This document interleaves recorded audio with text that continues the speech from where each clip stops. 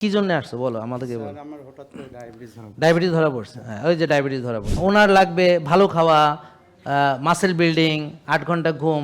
ওর লাগবে উপবাস করা, ব্যাপারটা বুঝতে পারছেন? তো এই যে দাদা যেমন ধরেন ও এই জিনিসটা বানাইছে, তাই না? এটা তার অর্জন। ফ্যাটি লিভার আছে নাকি জানো না? হ্যাঁ এমনি কি জন্য আসছো বলো আমাদেরকে বলো। আমার হঠাৎ করে ডায়াবেটিস ধরা পড়ছে, হ্যাঁ ওই যে ডায়াবেটিস ধরা পড়ছে। তাহলে দেখি ও কিভাবে ধরা পড়ছে তুমি বলো তো। তুমি তো মনোযোগ দিয়ে লেকচার শুনছো, বলো তো তুমি কি মনে করো কেন তোমার ডায়াবেটিস হয়েছে বলো দেখি। তুমি বলো তোমার মতো। আমার রাত জাগা হয়েছে, আর পর খাইছো কি?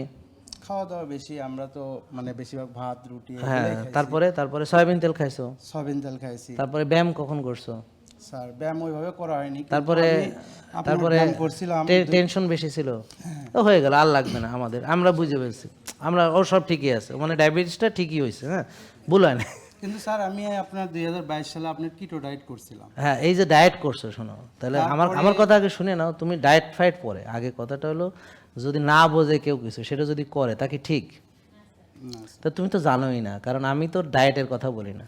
না সেই সময় আপনার ওই ভিডিও দেখে আরে বাবা বুঝছি, কিন্তু ডায়েটের কথা তো আমি বলি না। কি বলি বলেন তো দেখি? নিয়ম, লাইফস্টাইল না, কারণ ডায়েট ধরে রাখা যায় না। তাহলে বলো মেনে ভালো হয়েছিল না একটু? হ্যাঁ আমার 15 কেজি ওজন কমছে, কিন্তু পরে ছেড়ে দিছো কেন? কারণ হলো এই যে ডায়েট ধরে রাখা যায় না, এই জন্য লাইফস্টাইল ফলো করতে হবে। আমি বুঝাই, যেমন ধরেন ভাই আবার একটু কষ্ট করে আসেন, হ্যাঁ এদিকে আসেন। যেমন ধরেন এই দুজন লোকই আমার কাছে আসছে, হ্যাঁ দুজনই আমার কাছে আসছে। তা এখন ও ডায়েট করে কমাইলো, তাহলে ও ডায়েট করলে পৃথিবী থেকে বিদায়। কথা বোঝেন নাই কথা? ও ডায়েট করলে পৃথিবী থেকে বিদায়, ও তো কয়দিন পরে উড়েও যাবে। ওই যে এমনিও সতর্ক বানিয়ে দিচ্ছে যে সামনে তো কাল বৈশাখী টৈশাখী আসতেছে, তো 50 কেজির যারা কম আছে ওরা যেন রাস্তায় না বেরে, কারণ উড়ে চলে যাবে।